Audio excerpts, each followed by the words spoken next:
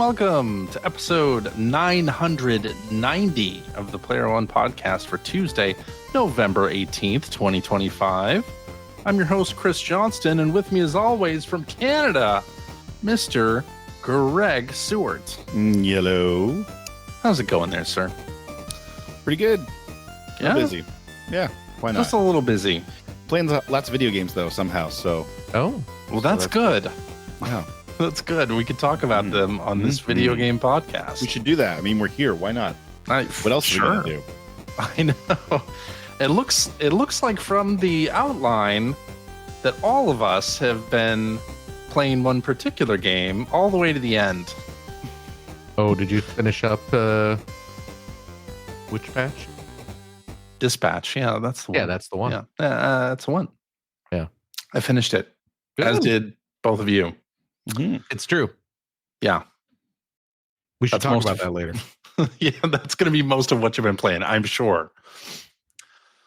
But joining me from the great state of Washington, Mr. Phil Theobald. Hi. Hello. How you doing? Oh, fine. Yeah? Yeah. Phil, I want to take this time right here at the top of the show Oh, dear. to apologize to you, sir, for insinuating that I would have deleted your God Hand mini review, your impressions and mini review from last week's episode. CJ's so rude. Were I don't not even know what we're talking about. 2.5 hours late to editing the show? Yeah, see? Past the publishing time, past our normal publishing time. Yeah. No, there it is. I was like, oh, shit. I was supposed Yeah. to put out a podcast tonight. Oh, my goodness. So lazy. So disrespectful to our craft that we do here every week. I know. You know what? Oh, God. I just invited more stuff. Look, I finished my little Ava model. I like that. That's Look great. how red that looks. That's I mean, great. you're getting terrible lighting, but well, yeah, and this is an audio podcast for a lot of people. but so. I'm not. I don't care. Has anything I ever done made you think that I care about these horrible people listening to us? Well, not anymore. Wow, No. jeez. No, this is for you, CJ. Okay, thank you. It's harsh. Thank Look you. at this. I'll be right over so that I can bask in its gloriousness in real life. And of course, thanks to you, our wonderful, wonderful listeners, every single darn one of you. Ooh, shortest episode ever. Just having a bit of fun. How you doing, Phil? I'm fine. I'm sorry I almost edited out for crying out loud. your stuff. You're so persnickety.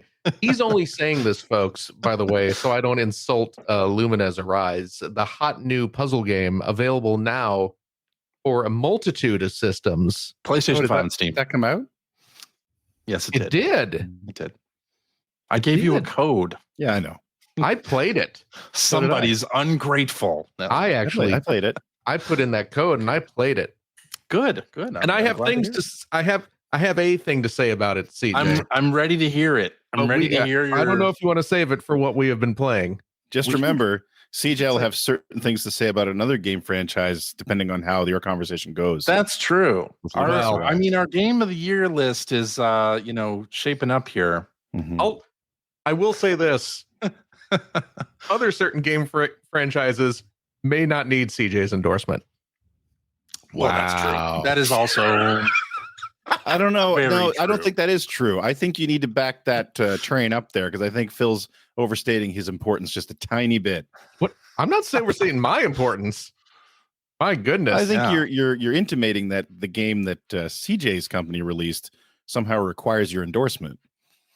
Oh no, that it absolutely does. Yeah. Okay. I'm an it'd be nice. influencer, and I make Influencer. or Yeah. break.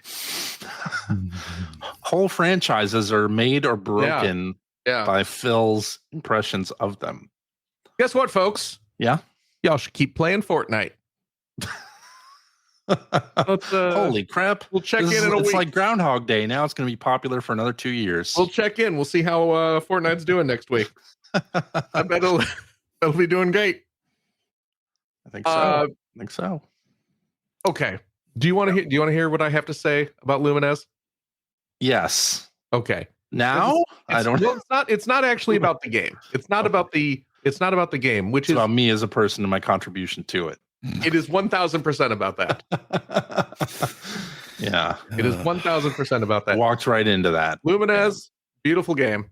Mm. Sounds amazing. Yes. I was playing it.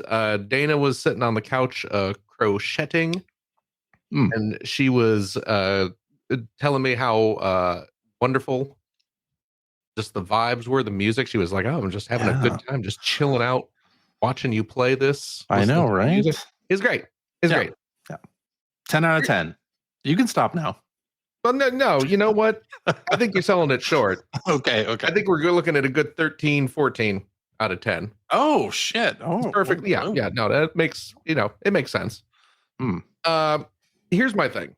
Yeah. Here's my thing. Okay. I'm ready for it. You are a dear friend. I Christopher hope. Robin Johnston. That's not my middle And you name. have been a dear friend for many, many years. This is true. Now, several years ago, you produced a video game. I don't know if I called produced. Rainbow Unicorn Attack 2. Oh, I did produce that one. You did. In Rainbow Unicorn Attack 2, you level up. As you progress, you gain levels in this game, and each level you earn a title, a horse-centric title. Yes. When you, in that game, reach level 14, my birthday is on the 14th. The title you gain is called Whimsical Philly. Now, I have, for many, many, many years, gone by the online hacker alias Whimsical Phil. That could not have been more. And I have confronted you with this fact. And you can see Greg is so shocked by this. He's frozen. He's frozen in delight. I confronted you with this fact, and you claim that it is a coincidence. You claim you have nothing to do with this. Right. I will never, ever, ever believe you. I fully expect a deathbed admission of your nefarious. That would be so like me to do. Absolutely. Yeah.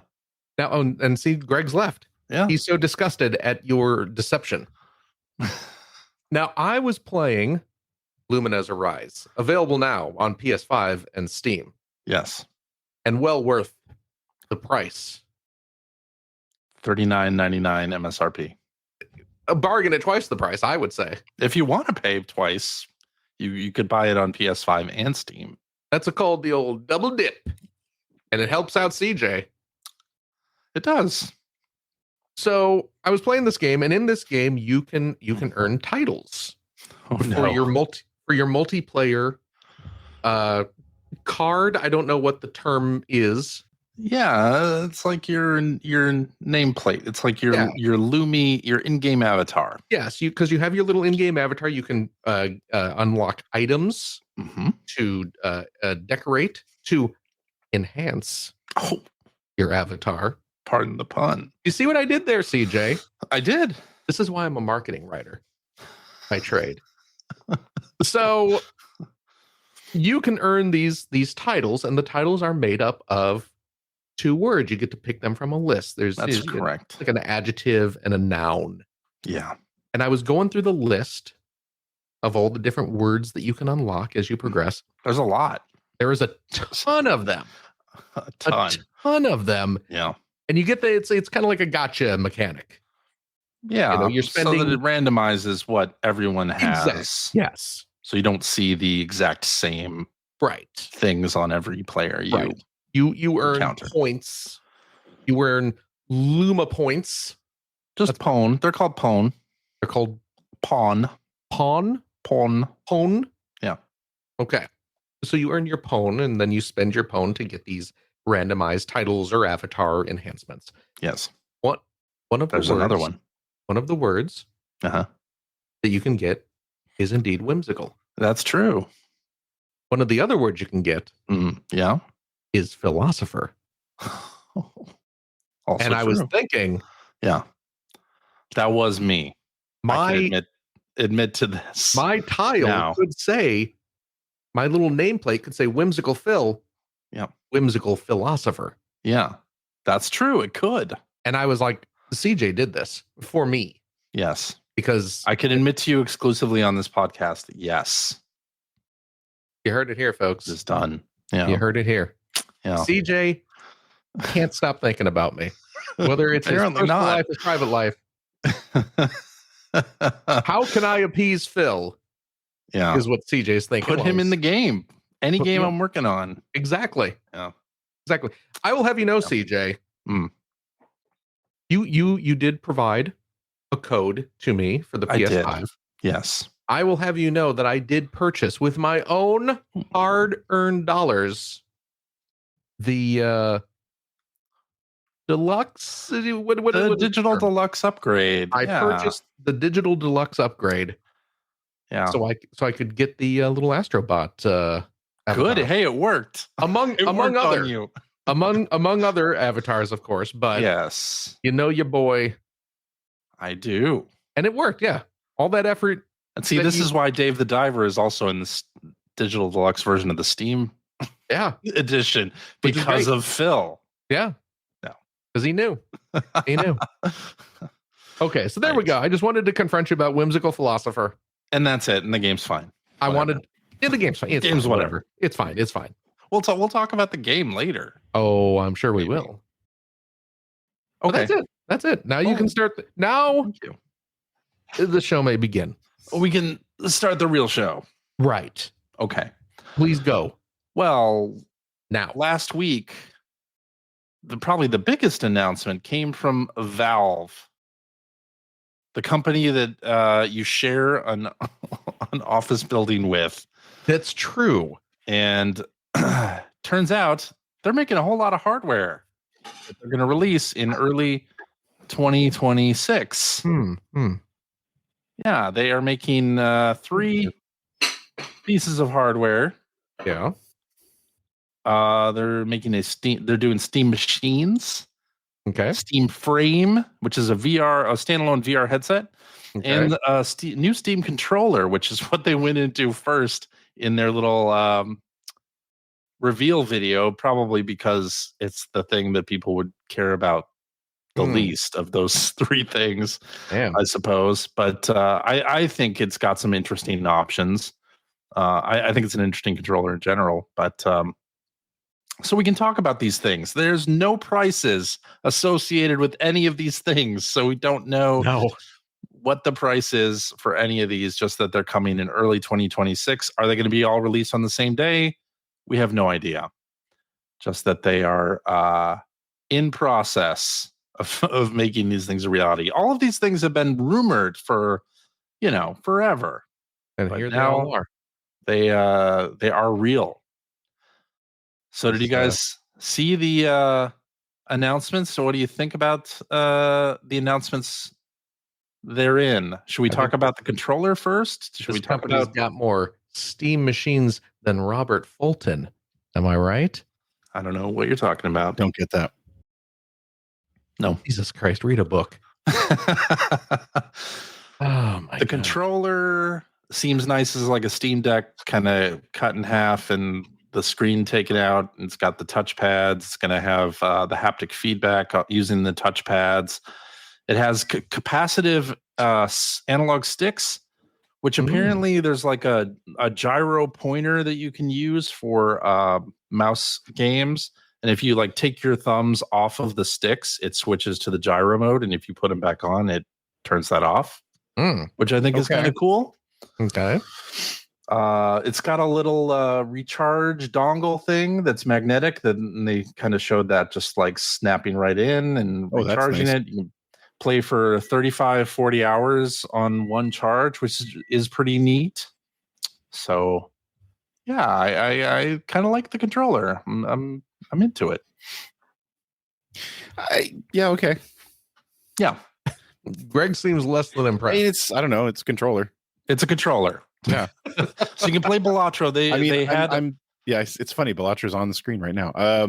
Just I was using a controller on a PC this evening, and you know what it was? Xbox 360. Xbox 360. Yeah. I mean, using Xbox controllers are kind of the standard PC controller. Mine looks like Skywarp. There you go. My Yeah. Xbox. Your design lab. My design lab. Is this Steam controller going to have Skywarp colors? No, it will not. Therefore, it's trash. It is. I don't care if it knows if I'm touching the thumb pads. Yeah. If it ain't. No, that's cool. But it is cool. Yeah. Yeah. The little puck is cool for charging. You don't even have to it's not even like a USB-C. Like you just I mean, it has USB-C also, but you can use the puck to very easily click and unclick in. So that's cool. So have they redesigned the Steam Deck as well? Is that what else I'm seeing here? Or no, they have not redesigned the Steam Deck at all. There is no nothing new. They said apparently they know what the Steam Deck 2 will be, and they're just waiting for technology to catch up to what they want to do with it. So, all right. The next thing, the Steam Machine. Yeah. I dig this on the screen. This is the cube-shaped item. The cube, the Gabe cube. Yes, as people are calling it. I get it. You see, he just bought another giant yacht. I mean, whatever people want to do with their money is fine with me. To add to his apparent small fleet of giant yachts. He also owns a yacht company that makes the yachts. Doing the Lord's work. He's not only a member, he's the president. I guess so. I like so yeah, this little. I bought the company. This little box. Yeah. Has the power of, what did they say, like 6 Steam Decks. Okay. In it, can do 4K 60. It has faceplates because it does. Why not? Actually, the wood panel faceplate looks great. Yeah, everything should have faceplates. I'm into it. So yeah, it'll work with your Steam library, and I really like what they've announced here because honestly, I have a gaming PC that I bought in 2019, and it's kind of showing its age at this point. So I was thinking, well, do I need to upgrade it? Maybe I can just get this and not have to worry about any of that. I'm really curious what the price will be. But if it's a decent price, it'll be a great alternative to be great to use on the TV or something like that. Usually when they do a big presentation and not mention the price. No, exactly. That means it's going to be a bargain. Yeah. Exactly. We want to keep that price a surprise because people will be so amazed at how low it is. Yeah. Yeah. Indeed. But it comes in 512 gigabytes and 2 terabyte options. So you can select which one you want, I suppose. Yeah. Yeah.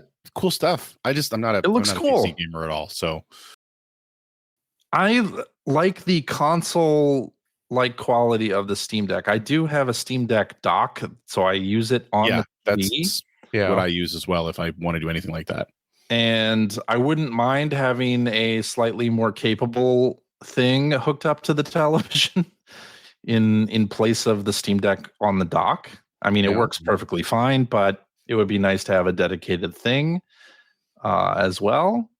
So I'm interested. Plus, I mean, the dock doesn't output at 4K.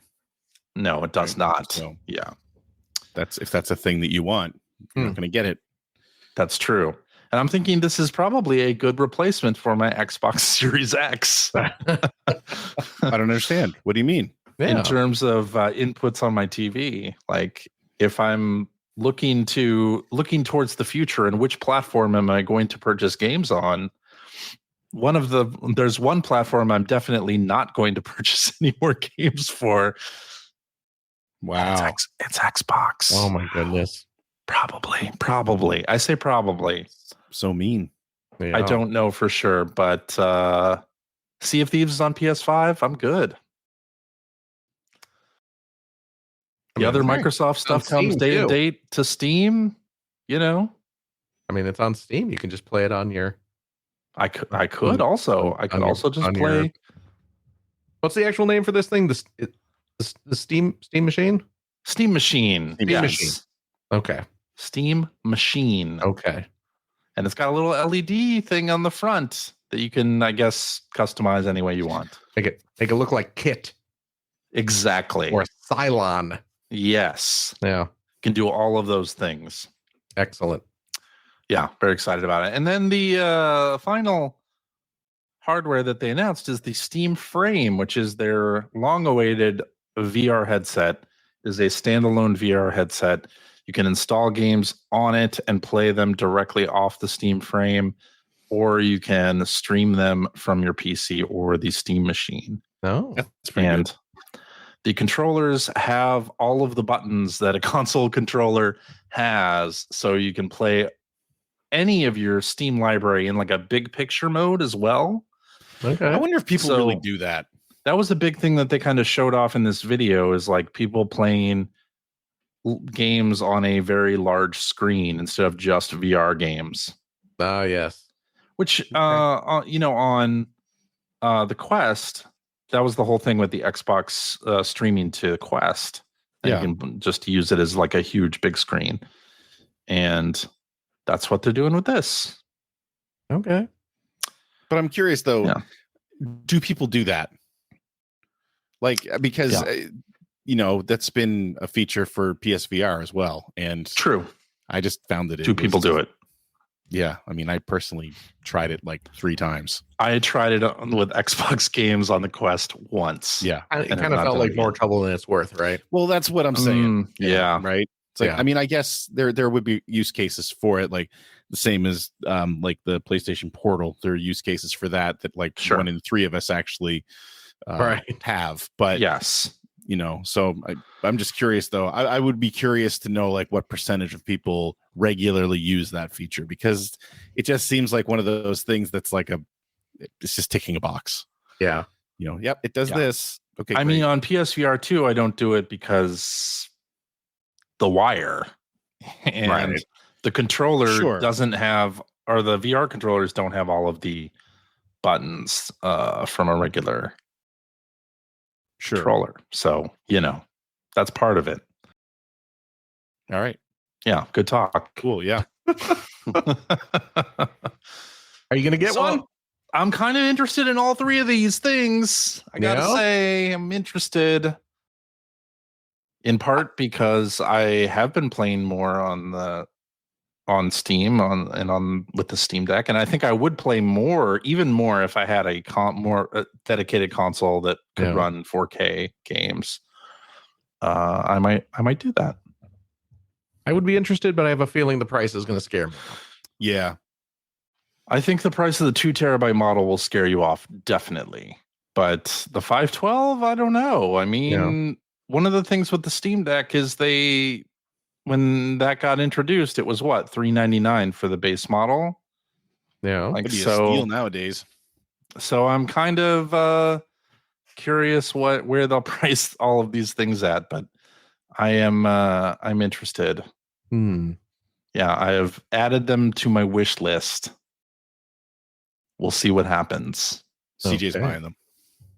Probably. He's definitely buying them. I mean, it is at some point I have to do it for work, right? Right. They're gonna do like a Steam Machine and Steam Frame verified program. I need to make sure that the games that Enhance is putting out are verified for these devices. Absolutely. So, no, that makes sense. Yeah. Which, by the way, Lumines Arise, Steam Deck verified. I'm also seeing reports in our comments that you were spreading vile misinformation about the Steam Deck dock. Oh, was I? It does support 4K. You were the one that said that initially, and I was just agreeing with. I didn't say that. I was the one who said that initially. Oh, okay, I think because I have a third party dock, and I'm almost positive that the third party dock I use does not output. Oh, okay. Well, you're buying bootleg docks. That's your problem. Nope. That's not at all what third party means. But anyway, I don't know how well Steam Deck games that are outputting in 4K 60. I mean, how well they perform generally. Like, maybe fine, but and I don't do it enough to really pay it that much attention. I don't really care about 4K 60. in general. How dare you? I know. My goodness. I mean, it's nice for sure, but what next? I don't know. Since I'm the only one that's going to buy any of these devices, hey, look, you might. Again, it's going to depend on the price, which will be extravagant. Too high. Yeah. Potentially. Yeah. All right. Well, hey, there was a new Metroid 4 Beyond trailer. Metroid Prime 4 Beyond. Yes. That showed off some more of the game. It looks like a Metroid Prime game. I'm still excited about it. What's so I haven't watched this trailer because I already know I'm buying this game, so why watch really it? Interested in watching the trailer. Yeah. So but I saw, surprise, watch it now, Greg. There's something that the internet was upset about, and I'm trying to remember what it was. Was it the sidekick or something, or it was the other character? Yeah. Okay. You have another character that is apparently going to talk at you. Waterboy's in the game. Waterboy is in the game. It actually kind of looks like Waterboy. Man, that was my first thought when I saw the character. I was like, oh, it's Waterboy. Waterboy from Dispatch in this game. This is not a Kenji Eno game where he has a digital actor. God. That, could be in both Dispatch and Metroid Prime. Yeah, I mean, it looks good. Yeah, I don't know why people are so upset. It looks like Metroid Prime. Because the internet, man. Let's play the thing before we start hating on it. Yeah. Although I do appreciate, just watching the trailer here, when Samus is introduced, it shows Samus and it says like lone warrior. Yeah. And then there's she's got 20 other people hanging out with her. and then they just showed a planet and the title says unknown planet. And then right below it has the planet's name. What are you trying to say, Phil? I don't know. I'm just saying maybe, words mean different things to different people, I suppose. Yeah. But it looks like a Metroid Prime. It looks great. I'm excited to try it. I'll be picking it up. Yeah. That map looks good. No. Got all the hottest maps. Actually, a good map in a game like this is very important to me anyway. Well, that was the big complaint about the original Metroid Prime, right? That the map screen. The map system. The map system is not great in the original Metroid Prime. So yeah, I'm looking forward to it. December, right? December. Yeah, it's like 3 weeks. Yeah, it's December 4th. The 4th? The 4th. 12/4? 12/4. There you go. Yes. Please look I like how in Powers and Abilities they show you that Samus can jump. Well, yeah. In case you didn't know. But I guess there's a lot of people. What? Can Metroid crawl in this? I don't know. There's the jump. Why can't Metroid crawl? Can Metroid crawl? There you go. This is where Die Hard jumps out the window. This is where Wall Street gets busted. Yes, I am very curious to use the mouse control in this. See how that is. Oh yeah. That could be fun. So, yeah, looking forward to it. Red Dead Redemption, the original, the OG, the one that we like, the one that doesn't have horse balls. That one. Yeah, the one that doesn't have horse balls, I guess, is coming to PS5, Xbox Series, Switch 2, iOS and Android. December 2nd. Yeah. So, and you'll get a free upgrade if you have the PS4 version or if you have exciting the times. Xbox One version. So, yeah, that's pretty cool. And iOS and Android playable for free with the Netflix subscription. Yes. Huh. Do you play any of the Netflix games on your phone? No, I do not. No, I see. I see them advertised on Netflix all the time, but I've never bothered. Advertised on Netflix? You mean when you're browsing? As in, there's a carousel with There's a carousel with games, and you just don't pay attention to anything. On them. Yeah. Okay. All right. Well, hey, if you're into Red Dead Redemption, I liked the first game. I thought it was fun. It was. Then you can check out an improved version of it. Okay, so Lego and Nintendo are teasing something Zelda related. Yeah, I was so excited to click on that, and then it was nothing. And it's literally just Link standing there, but it's Link standing there, but it's like maybe an Ocarina of Time kind of thing. Maybe so. Again, oh gosh, who cares? I'll play it. So I think it's a set. It's a set. Yeah. You will build it. Build and play with it. I guess you can after you. There you go. Or yeah. I mean, they're Lego. You can do whatever you want with them. Exactly. Yeah. You could. Creative enough, it will be an Ocarina of Time set, even if it's not. That's true. I mean, technically, there already has been an Ocarina of Time set. Princess Zelda in the background there. Yeah, that's true. There has been. Yeah. So maybe this will be like the final boss fight of Ocarina of Time. This could literally be anything. Well, I mean, why do we think it's Ocarina of Time? You see Ganon there, his shadow looming forward. Yeah. Okay. That's why people think it's Navi's right there. Navi. That's why. Okay. Above Link. Yeah. Yeah. Looks Ocarina-ish to me. It does. True that. Definitely does. Well, Sony had a state of play presentation last week that was focused on games coming out of Japan. A couple interesting things here. A bunch of like old Sega IP is being brought to Sonic Racing Cross Worlds. So that's really cool. Cool. Yeah. There was some Gran Turismo 7 news out of that. Power Pack DLC. Yeah. We saw a new Tokyo Extreme Racer. That's crazy. Coming to PS5. 2 different DLC packs for Once Upon a Katamari, which is exciting for Phil. If nobody else. No. Wow. I got to get back into that. You know what? I actually have seen people criticizing that game online. What, Katamari? Yeah. And I got to say, I agree.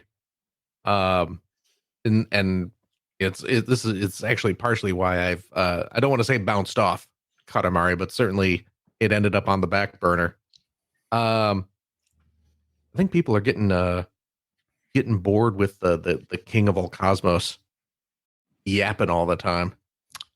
Oh yeah? Have you played any of the games recently? No. The king talks a lot.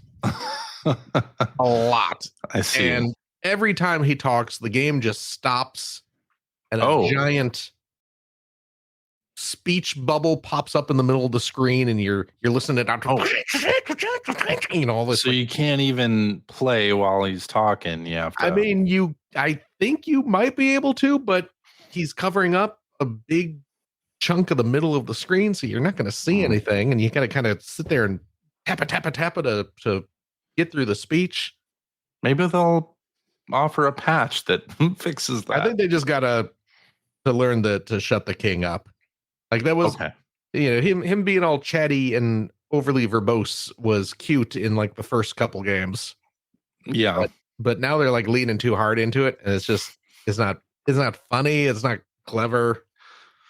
It's just shut up and let me play.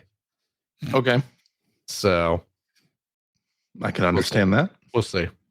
And they showed off some more Dragon Quest VII Reimagined, and in fact, there's some gameplay on the internet. I believe Game Informer did a new gameplay today. Yeah, like a half hour cover story, right? Yeah, like a half hour of Dragon Quest VII Reimagined, which I watched, and I'm really loving the visuals of that game. I think it looks great. I never played 7. I'm really curious, and I'm happy to have read. I think it was Game Informer actually that did an article about this, because Dragon Quest VII was famously slow to start. Yeah, like really slow to start. And apparently they've really tried to streamline it. They've streamlined, yes. So that's great. I am happy to hear that. I don't know if that means I'll play it. because I would love to get that Dragon Quest 1 and 2 HD 2D remake, but the Dragon Quest 3 HD 2D really scared me off because I felt like the balance on it just sucked. Well, so, with that one, it's like I would pick up the 1 and 2 remake, but I didn't even finish the 3 remakes. Well, that's what I'm saying. I feel like I can really do that. At this point, Dragon Quest games are really more like just curiosities for me. I don't think I've finished one since Dragon Quest 3 came out on the Game Boy Color. Oh wow. And like I never really played. I played a bunch of 8 but never finished it. I played a tiny bit of 11. I played 9 and didn't finish it. I don't think 11S. I think I need to accept that those games just don't resonate with me. 11S is really good. I want to. Yeah. 11's great, but I didn't finish it. Yeah. But it's great. But I remember you were really into them on like the DS and the 3DS. Yeah, Dragon Quest 9 like crazy. I thought was fantastic. I did the whole Street Pass thing before Street Pass on the DS. Right. I went to GameStop locations for Dragon Quest related events. Yeah. I was a bit of a nerd about it. And I really enjoyed them. I need to go back and watch. I've never finished one. I need to go back and watch this direct because all I've really looked at so far is the GT7 Power Pack stuff. Which I'm really curious to see what that actually is going to be, and also it frightens me that it's paid DLC. I'm curious what that's going to cost, and I'm guessing it's going to be pretty significant. So possible, But I mean, there are 2 new tracks coming for free to that game as well. Gilles Villeneuve and Yas Marina are both coming, which are both Formula 1 courses. I think December actually. So that's exciting. And it's interesting. I think this is going to be almost entirely based on their AI, which I forget what it's called, but they have like an AI system that they've been kind of building out for years now in GT7.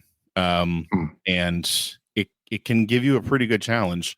So I'm guessing that's what it's all about. And also it says it's including 24-hour races. Yeah. Which, I'll be interested to see how those work too, because man, doing a 24-hour race on your own, that's a lot of hours driving laps on the same track. And I'm assuming that means there'll be an in-race save, but there's just not a whole lot of information out there yet, or at least none that I've seen. So it's true. Yeah. Well, there's also a Dynasty Warriors Origins DLC. All right. Comes out in January with some new stories, allies, weapons, and more. This is paid DLC, so not free. Right. Yeah. I got to get back into that game. Get back into it. Yeah. Indeed. All right. Yep. And that's it for the news. Let's hop into what you've been playing. Phil. Yes. We'll have you go first. Oh my gosh. Well, Greg left. So yeah. We shouldn't talk about Dispatch. I guess we shouldn't. Greg left. So we shouldn't talk about Atari 50 with the Namco DLC. What does that leave us? Well, the only other thing I've been playing this week is Ball Pit and Lumines Arise. Yeah, but Ball Pit. You talked about that earlier, and Ball Pit. Lumines is lovely. Everyone should play Lumines. Yes, highly recommended. I did play some Lumines. Yes, and Ball Pit. But I've been playing some Ball Pit. Oh.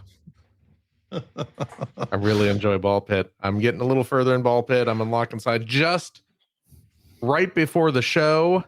Unlocked a new character in Ball Pit that I have not had a chance to play yet. That's how close to the start of the show it was.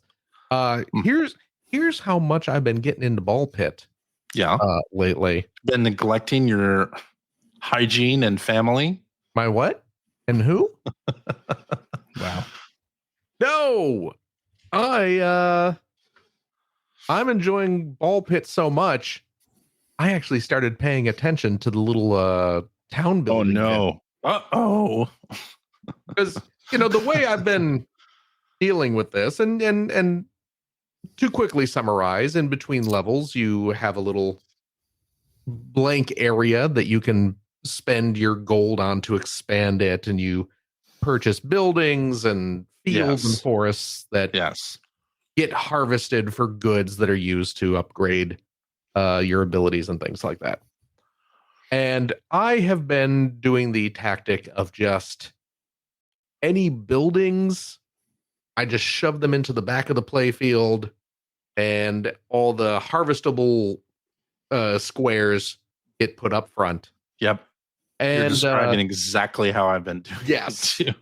And I have been upgrading some of the buildings, and what that has come down to is I'm going to upgrade this building. Because when you upgrade a building, you have to have your little dudes bounce off of it to build it. Right. So I would select to upgrade a building, and I would move it from the back of the playfield down to the front so that it gets hit several times and instantly built, and then it gets moved back to the back. Yeah.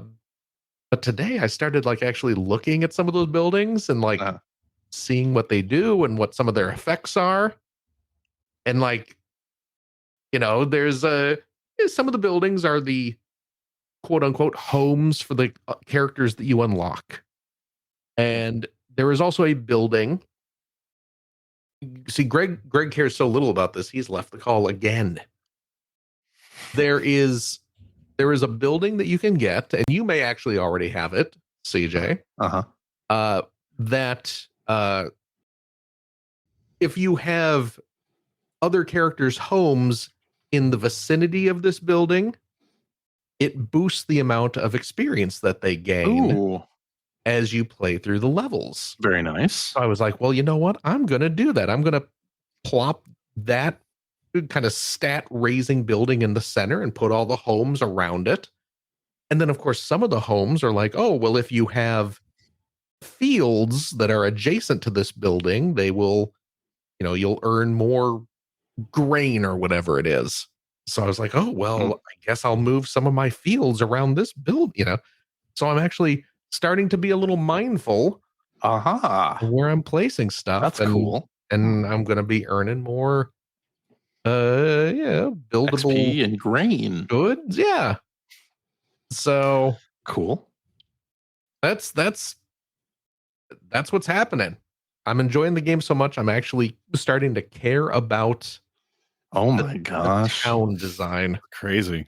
I know. That's crazy. It's a good game, though. Holy free holies. It is a good game. I really enjoy it. Greg.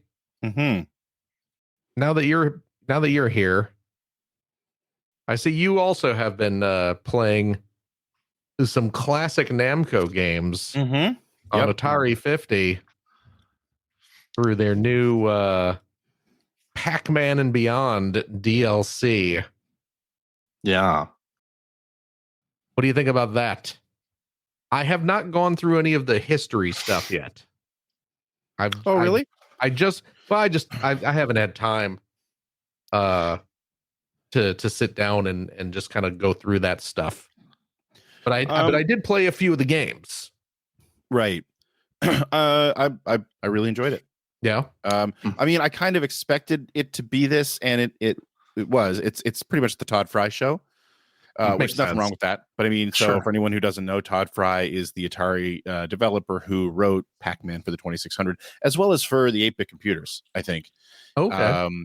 So it was really great. And I think probably that this is actually footage from the last time they talked to him. I'm guessing they had him in just chatting about Pac-Man, but there's a fair amount of footage in there where he and Micah are sitting in front of the game and just kind of talking about some of the different things he did. And he went into some detail about how he built the game. Oh, nice. Which I was really hoping for, because of course Pac-Man is a great example of sort of a developer overcoming the limitations of the 2600, which a lot of late stage games on that system, that's what they were doing. In particular, talking about, of course, the flickering ghosts. And he goes into detail about the AI routines that were running on the ghosts and stuff like that. And, how he was sort of cramming all that in just a tiny amount of memory. Right. And also, they had a small clip of an interview with somebody else whose name I'm totally blanking on right now, from the company, I think it's called General Computing or something like that. Anyway, the company that was doing a lot of the Namco ports to the Atari hardware later in its lifetime. So like Xevious and stuff like that. Galaxian, I think, was Galaxian one of them. Anyway, Dig Dug, all that stuff. So it was nice to see that too, because the Todd Fry stuff was fantastic. There was a little bit from Nolan Bushnell in there as well. There was a little bit from this guy. So it was a good cross section of folks that actually worked on these games. A fair amount of detail about, again, sort of the hardware obstacles that they overcame.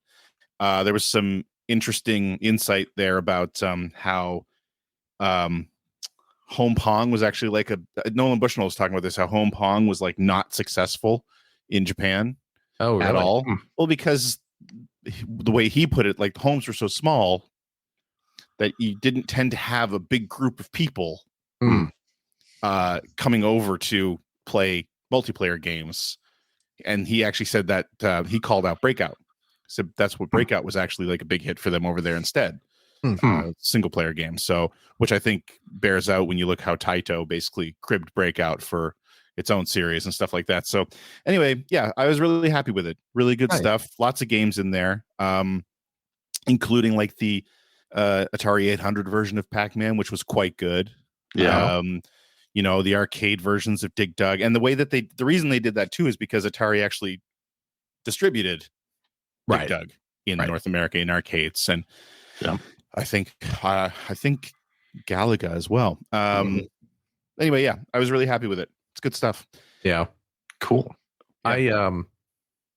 I going back and playing some of those old games, and like I had for the 2600 back in the day, like I had Dig Dug. I had the 2600 Dig Dug, and I certainly, like just about everyone, had the 2600 Pac-Man.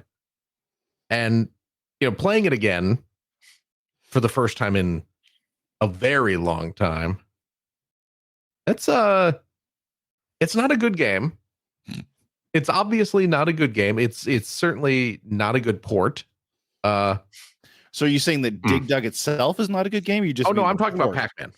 Oh, Pac-Man. Okay, yeah. You said Dig Dug. Yeah, you said Dig Dug. Oh, I'm so sorry. Yeah, okay. My apologies to Taizo That's why Hori. I couldn't believe what I was hearing, because I know you're a Dig Dug fan. So no, I love Dig Dug. Yeah. Real name Taizo Hori, father of Susumu Hori, Mr. Driller. Yes. But no, the Atari 2600 Pac-Man is not a good game. Oh, it's terrible. And it's a terrible port. And I love it. Oh my gosh, same thing. Yeah. I loaded it's so it up. Iconic. I loaded even it up. the sound effects from it are and they talk about that too, actually, a little bit. How which is really great. How the Pac-Man sound effects end up being like the de facto video game sound effects in television shows and things like that. Like there's a whole chunk today. of conversations about that. Yeah. 2600 Pac-Man and 2600 Donkey Kong are that's the other game they mentioned. Because it is. It's because I played the hell out of both of those games back in the day, and neither were anywhere near a decent port of the arcade originals, but boy, did I love both of those games. And the sound effects are just ingrained in my brain, and they will be when the life flickers from my eyes, the last things that I hear reverberating through my brain. It's going to happen.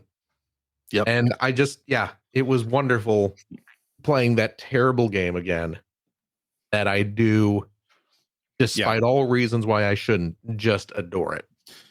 Well, you adore it because you have fond memories of being able to play Pac-Man at home, and it didn't. And actually, Todd kind of calls that out a little bit too, because I mean, he doesn't make any bones about the fact that it's not a very good port. Right. I think he comes out and says it's not a very good port, but I mean, he's not. He doesn't claim that it is either. No. But he calls out the idea because they talked to him about apparently he was one of the people who tried to port Xevious to the 2600, and I think he said he was originally asked and he said no because it's impossible. Excuse me. And then I think 2 other people tried it and couldn't do it, and so it still came back to him. But he called out the fact that like there's just so much going on in Xevious. Yeah, and he said like he sort of said like with Pac-Man, I get the essence of like he said you could look at it and you know it's Pac-Man. Right. And like with Dig Dug, like you could look at it and you know it's Dig Dug. Yeah. And you could look at it and you know it's Galaga. And he said Xevious, you just couldn't do that on the 2600. So fair enough. And that's kind of encapsulates, you know, he was calling out that when it came to the essence of it, one of the biggest things and one of the things he seems most proud of is that Pac-Man actually shipped with a 2-player mode.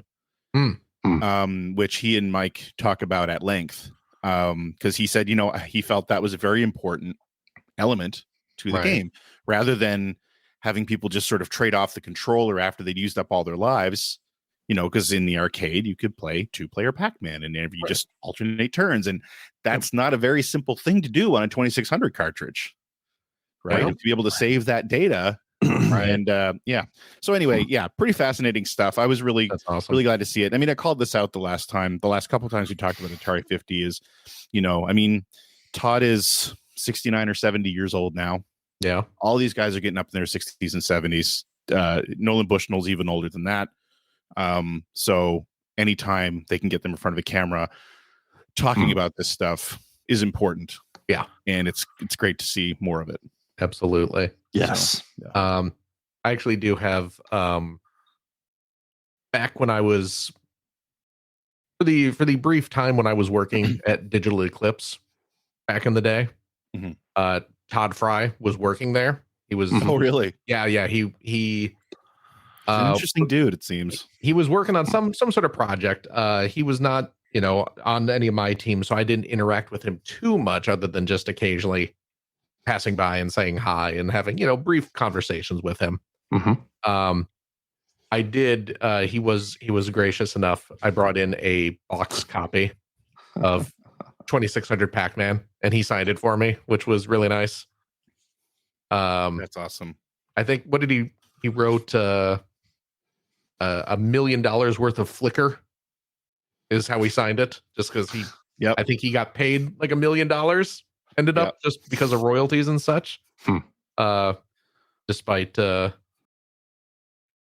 all the notorious flicker. So yeah, he was like I said, very, very nice and generous enough to sign that for me. So and we'll call this out again. We talked about this before, but if you are interested in more stuff like that, Howard Scott Warshaw did a great documentary back in the day called Once Upon Atari that IGN actually has posted to their YouTube channel in its entirety. Oh, which really? Is just a bunch of interviews with the old Atari developers, and it's great. Like, please go watch it. It's so much fun. It's so fascinating. Also, his book Once Upon Atari, which is not the same as the documentary, is also a great book. So is he still around. I'm wondering if he's still selling the DVDs. I don't think so. Is he? Oh wow. If I have my DVDs right over there, but what is it? Do you have a DVD player? Because a lot of us don't anymore. onceuponatari.hswarshaw.com is Howard Scott Warshaw's website. And you can buy, it's like $55 and he will sign it and send you the DVD. And that's cool. You know, but if you don't want to do that, go on YouTube. IGN's got it on their channel. Yeah, but honestly, it's worth it. It is great. It's really great. I've watched it probably 4 times. Yeah, and Todd is one of the sort of the characters in that. I mean, he's one of the people he interviews extensively, and he's pretty funny dude. Yeah. It's a really good.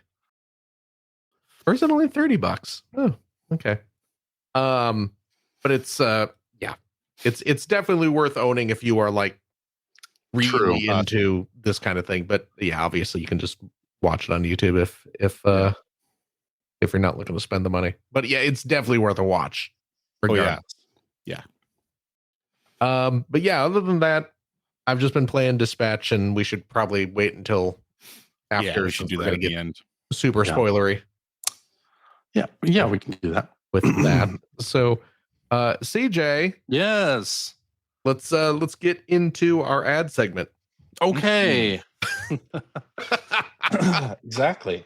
Well, I've been playing Dispatch. I finished it. We'll talk about that soon. We will. I've also been playing Lumines Arise. Now, what is this? Tell me more about this. I haven't heard about this. A game by Enhance that I worked on. Part of the Enhance team.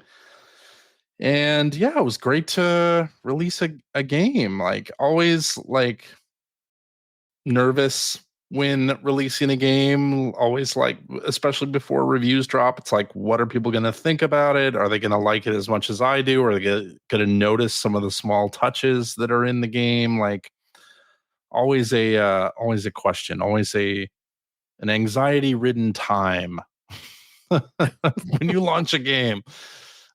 So very happy to see that a lot of people are really liking it and vibing with it, and it's got a lot of it's got a Metacritic of 86. Yeah, which is pretty darn good in this day and age. It's generally favorable to be an 86 on Metacritic. Yes, yeah. I'm happy about that, and on OpenCritic as well. So yeah, really happy about it. And also I can play multiplayer against new fresh meat, not just the people that I work with, which is also great, because I don't think I would say that I'm a pro at Lumines, but I now can hold my own, I think, against a lot of people. And that is really come with working on Lumines Arise. Like, I was a very casual Lumines player from the PSP days onward. You know, I played Lumines Live on the Xbox 360, and had played Electronic Symphony on the Vita, and Lumines 2 on the PSP, and really enjoyed the games, but I don't think it ever really like clicked with me. And of course, years of hearing on podcasts people say this exact same thing, just like worried me with this one. It's like, okay, we have to be very deliberate in how we tutorialize things. We have to have like a section where we point people to like train up and like learn some of the mechanics that are in the game, because Lumines, really all you have to do is make 2x2 squares of a single color, and that seems really easy. And it is. It's got the game has a really low skill floor, but very, very high skill ceiling. Like, when you watch somebody who's really got control of everything that's going on, you realize how much you suck at the game. A minute to learn, a lifetime to master. Indeed. Yeah. So this version has training missions. You can really like get deeper into the mechanics and learn things like timeline management and like building around the timeline, which I never did before. I would always make squares directly as the timeline was passing over them. You know, that's not really the way to get high scores in this game. Oh my gosh. Really? I know. It's surprising. Shocking. I was lied to all these years. I know. So I'm glad Arise has I do know that, but it's still what I do. I know. Even knowing that. Yeah. Like, I totally get it, but hey. Yeah. So it's interesting to watch people play it, and they were like me. They thought they were pretty good at Lumines, and now they're playing through Journey, and it gives you a grade for the first time in the series. It didn't used to do that, and now it gives you a grade, and they're like, why am I getting C's? Because you're not very good. It's because there's all this skill ceiling above you that, you got to even it out. You got to even out the grades. So anyway, really having a lot of fun with it. We started up the weekend events, started this weekend. Like Tetris Effect Connected, it's got like a weekend event. So come back and play any mode in the multiplayer hub, which some of them are single player, like Time Attack, sort of leaderboardy things that you don't have to actually play against another player to experience, and you can unlock some cool stuff that way, and just participate in a fun community event. And yeah, it's been great. It's been great reading all the reviews and watching all the YouTube videos and streams. Like, it's been really, really fun. And releasing a game, like launching a game, is so different than just playing video games. Like when you have some kind of attachment to how well something does and how it's perceived in the market. So yeah, it's fun. Anyway, can I make a suggestion? Lumines Arise. Yeah, go ahead. Make your suggestion. Now that I have your ear, you do. Can I make a suggestion? A way to improve. Please do. Lumines Arise. Yes. I was looking. Yeah. In the game's options. Yes. Specifically, I was looking at the game's accessibility features, of which there are many. Which is great. We do love an accessibility feature here at the Player Podcast. I appreciate it greatly. And I noticed that y'all have a couple of options. I'm assuming that this is for people with phobias. Yes. That you can disable spiders. Yep. And disable snakes. That's right. Because sometimes during the game's fantastic visuals, you might see these potentially scary or frightening looking creatures. Yeah. So you can remove those if you have, let's say, a fear of snakes. If Indiana Jones were to play Lumines, he would be fine. He would not. Yeah, correct. He's just trying to vibe out.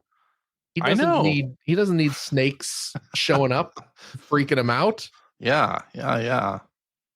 And that was part of it, right? Yeah. Like we each platform has sort of a best practices, like here's some accessibility options you should consider, and snakes and spiders were in those recommendations, and we had a level that is snakes and a level that's spiders. So we put those options in, chop those out specifically for those people who have those phobias. Yeah. Now, could I make a humble suggestion that you have a slider going the other way? Like, what if I want more spiders? More spiders. What if I want this game crawling with spiders slithering? What if I want snakes all over the screen? You could. What about badgers? Yeah, we could do that. Yeah. Is there a badger feature? There is no badger feature. No, missed opportunity. Sorry. I mean, there's always time for a patch. Badger patch. Yeah. Okay. I'm really proud of the accessibility options that we have. As well, you should be. Enhanced games, the visuals can be like very overwhelming. What? Overwhelming. Sometimes. Overwhelming. Yeah, that's a good word for it. There's a lot of them, and it looks great. You look at the feedback that we've seen in Tetris Effects, like Steam reviews and just from user reviews, and people want to have the option to turn those things off, or minimize them, and so we offer a lot of those controls in Lumines Arise for you to do. As you should. Yeah. And the no stress Lumines option, I think, is great. You can turn off blocks dropping into the playfield automatically. So if you want to like leave them at the top and just so you can figure out where to drop them. I need to take advantage of that. I'm going to go back and play that on. I didn't even know that it was there. And then there's as part of no stress Lumines, you can also turn off getting a game over. When you top out, it just clears the playfield entirely, and you can keep going. I'm going to go beat Lumines now. The only thing that happens is it doesn't submit your scores to leaderboard. So couldn't care less. Which, if you figure you need those options, you don't care about that. Yeah. So, and then there's an option to turn both of those things on at once, and I think it's great. Yeah. So, anyway, excellent. That's what I've been playing. Greg. Hi. Somebody arrive at your door. Thought I heard somebody outside. Someone outside his window tapping on it. Yeah. Let me in. Yes. Let me in, please. Finally, somebody wants to come in. I mean, played Atari 50, like we talked about. Went back to Ghost of Yotei because now that I've finished Dispatch, and I've realized that I had been so long away from it that I really didn't remember how to play it. Combat especially, I didn't remember how to play it properly. So I was only like 4 hours in, so I just restarted. Man, because this game, I don't know if you've gone into the menus to like look and like look through the tutorial information that they have in there. It's quite extensive. It's quite good. Like, no, I know, and it wasn't because I didn't do it because I like frantically searched to figure out how to play and couldn't find it. It was more that I just wasn't in the groove, right? Right. And I get it. I kind of enjoying wandering around the map and finding things, and it just kind of, I don't know, I just felt, totally out of the experience. So I went back to it, restarted it, and I'm already almost back to where I was. So because I spent like a few hours playing it today. And I mean, I don't have much new to say about it. It's just like, man, that game is so good. It really is. With Metroid coming in like 3 weeks, I hope I have to make sure not to park it again. I need to kind of alternate, I think, between those two games because just for me, it feels like that's not a game I want to park for a few weeks and then pick back up again. But yeah. And then the other thing that I kind of started this week is I'm trying to start streaming again. I used to stream 3 nights a week, and that's just not happening with I was regaling you guys with my schedule this coming week before we started tonight, and it's just it's not conducive to streaming as much as I used to. But I have been getting a stream in every now and then, and on Tuesdays still playing Shining Force games. So I've started Shining Force Gaiden Final Conflict, which was the 3rd Game Gear game. Also never came here, but it has been since fan patched for the translation. So I started playing that, which is kind of cool. I have very little experience with Game Gear games. Just because I never had a Game Gear, and I was a Game Boy kid for a couple of years, and then I got rid of that too because I wanted to spend my money on a Genesis. But I knew you were a secret Nintendo fanboy all this time. I could just tell.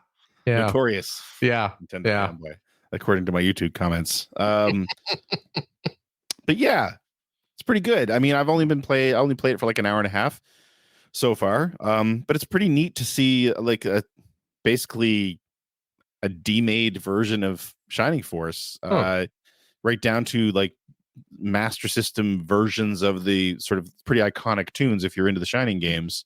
Cool. So yeah, I'm enjoying it so far. So we'll see. We'll see how it goes. I'm imagining it's not that long. I think it's only like 3 chapters or something. So, but I'm looking forward to playing it too because I believe it really like directly connects Shining Force 1 and 2 somehow. Oh, really? That's what I seem to remember reading. So, but I'm not sure exactly yet. But really, and going back to talking about Ghost of Yotei, the reason that I hadn't played Ghost of Yotei in a couple weeks is because, of course, Dispatch is finally complete. All the episodes are out. Yeah. And everyone here has finished the game. You sure did. So we should talk about it. I even bought the digital deluxe upgrade. Oh, did you? I did. I'm considering it. I'm strongly considering it. Have you? So I guess we should say spoiler warnings. Well, before we get into spoilers here, before we get into spoilers, because this may be I'm sure it won't be the last time we talk about Dispatch on this podcast, but I did want to just say, if you've not played Dispatch, go play it. You owe it to yourself to go and play Dispatch. Yeah. Don't listen to us talk about it. Go play it. Yeah, go play it. Yeah. You don't have to listen to our impressions if you don't want, or you can come back and listen to them after. Don't listen to them if you haven't played it. Yeah. No. So much to say, not knowing what's happening. To just say it's a great game. It is. It's really damn good, and it kind of surprising how good it is. I liked the early trailers. Mm-hmm. It got on my radar after those, but it's so great to to have the game now and have an experience like I feel The Walking Dead season 1 was, where it was just like firing on all cylinders, just truly entertaining and fun. And yeah, go play it. Yeah, it's definitely in that sort of rarefied air. Yeah, I would put like The Wolf Among Us up there as well. And I think like the Back to the Future, I think we all really like the Back to the Future Telltale series as well. Yeah. So it's right there, for sure. Mm-hmm. Yeah, because I was the same way. I mean, I liked the idea of it right from the start, just from the trailers, but I was not expecting to be so taken by it. Yeah, it's true. All right, and now we can talk about spoilers. All right. So I'll put a time code in the YouTube description or in the podcast description, and there'll be chapter markers for it. So check that out and skip past or skip to the spoilers if you want that. And we'll talk about Dispatch now. So the last time we talked about this game, we were talking about, I think, the end of episode 3 and the opening scene of episode 4, and that was kind of where we had stopped ourselves. Because I had I had turned off. You got a little too hardcore sex scene that opens bothered up, by it. Episode 4. So I guess we should probably just pick up from there then. Not that particular scene, but that episode. Yeah. So, I mean, it was definitely setting up the love interest angle. Yes. Which they went pretty hard with right from the start. Because, I mean, the first time you even meet Blonde Blazer, she's very flirtatious. The characters are flirting with each other a lot. Which I'm curious, did you guys in that first episode, did you guys choose to try to kiss her? I did. Moment? Or yeah, me too. I mean, who wouldn't? Right. So not knowing that later there would be another love interest.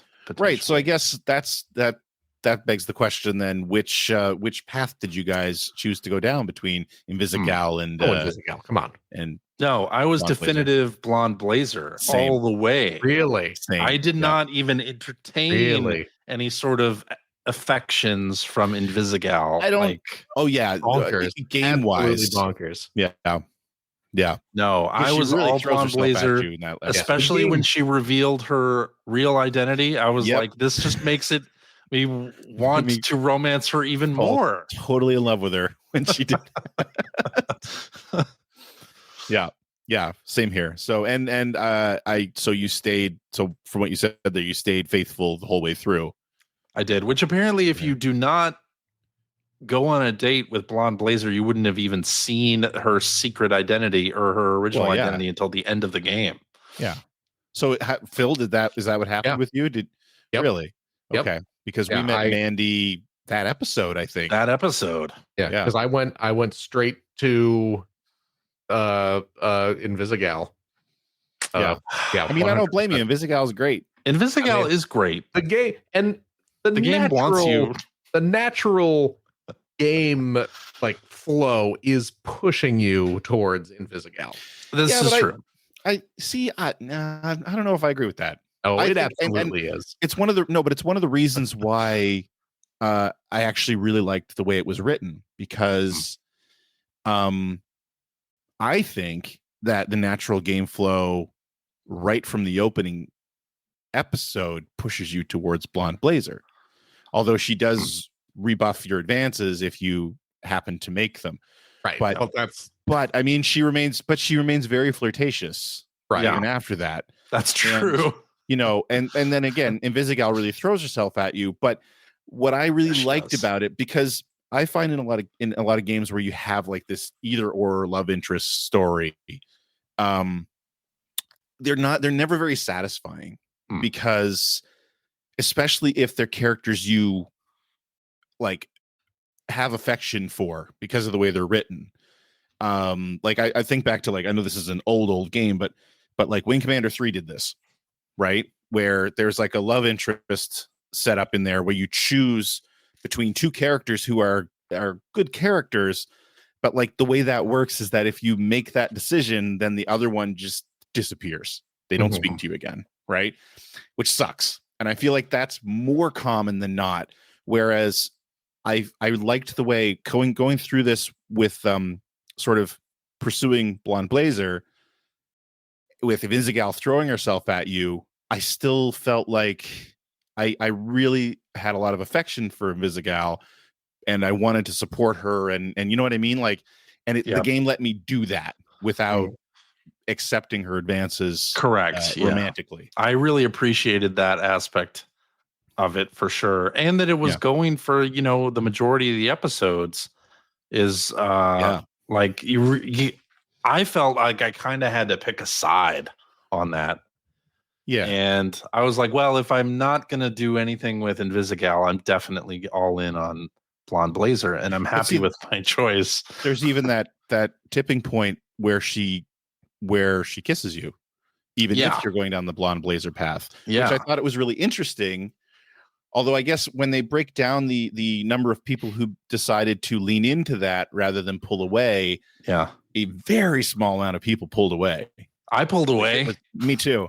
But it was a very small number. But I'm assuming that's total players. I'd love to know what the percentage is of the people who actually went on the date with Blonde Blazer, because also she was the less popular choice when you look at those as well. Yeah, so, that's also true. So I'm imagining that it's probably a pretty high percentage of people who were dating Blazer who backed away from the kiss from Invisigal in that episode. And the great thing, just to pile on to your Wing Commander analogy there, the fact that we both romanced Blonde Blazer and it carried all the way through to the end of the game in the way that it did, I appreciated it. It made it feel like it wasn't just a throwaway decision. Like there were actually things that happened later that wouldn't happen if you weren't romancing Blonde Blazer.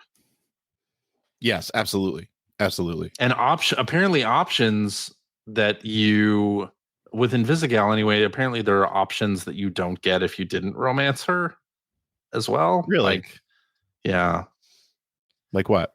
Do you think I don't remember what it was, but they said in the final credits, like as you're going through the stats, like you didn't have the option to do this with Invisigal. So I didn't see any of that. You didn't? So I wonder if I still managed to go down that path anyway. Somehow. Maybe you did. Like, I guess so. Did you back her up when she went to try to get what the heck is that thing that she was trying to steal back? The little particle energy source, the astral pulse. The MacGuffin. Yeah, that she went after on her own. Like, did you? And then when they said, like, should we let her? All the rest of the Z team wanted to get rid of her. Did you support her? I did. Okay, so did I. Interesting. Yeah, I did as well. Yeah. Okay. Cool. Anyway. For me it was like, well, and now also I'm wondering what the end part of the game would be if you chose to get rid of Sonar instead of I can tell Coop. Because I got rid of Coop. Yes. Yeah, you both did, right? Yeah, you so Greg ended up with Evil Sonar. So I assume that because in the end of the game, when everything's just going crazy, which, by the way, what a great final episode. No shit. Really great. Like, wow. Where like the city's just on fire, literally. Yeah. And you're being overwhelmed on the dispatch. I did like how they kept adding characters, although it's funny because like I don't know if you guys added Waterboy or not. Yes. Originally. I did not. I added Phenomaman. So did you get Waterboy during that end sequence then? Yes. Okay, so for us, Phenomaman showed up to the point where you didn't really get to use him very much, I found, although he was nice to have because he's super powerful. Right. But so I assume that Coop showed up on your maps as like a roving bad guy that you had to keep fighting. Yeah. So what was how did that work with her? Like, was there anything in particular happening there, or did you just have to like overpower her? Overpower her. Yeah. Because Sonar, Evil Sonar, they actually dipped into the fact that actually the reason you guys both said that you wanted, or one of you said you wanted to cut him, was because he was difficult to manage because his stats would change between missions. Right. So some missions, I think his intelligence was much higher, and then some missions his power was much higher. Right. Yeah. So that actually is how you fight him too. Oh, okay. So interesting. Every alternate fight, because you had to fight him multiple times, which I'm sure you had to do with Coop as well. Yes.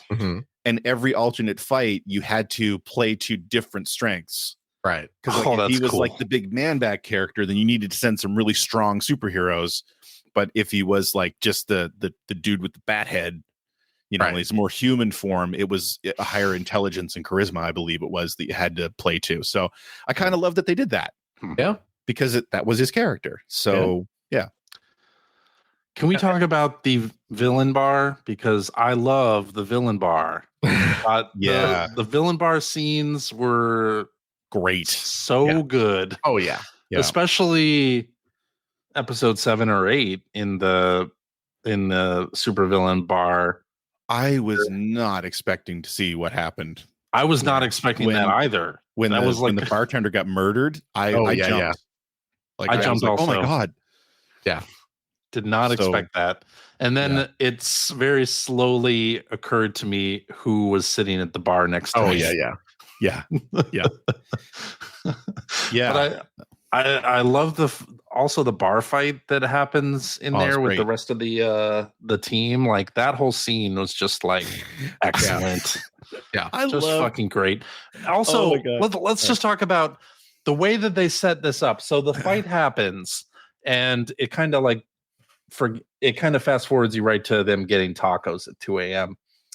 And then the great thing about it is that they're showing you the fight as you're like, eating flashbacks, and a series of flashbacks. And the fun thing about it, I don't know if you had QuickTime events on or off at this time.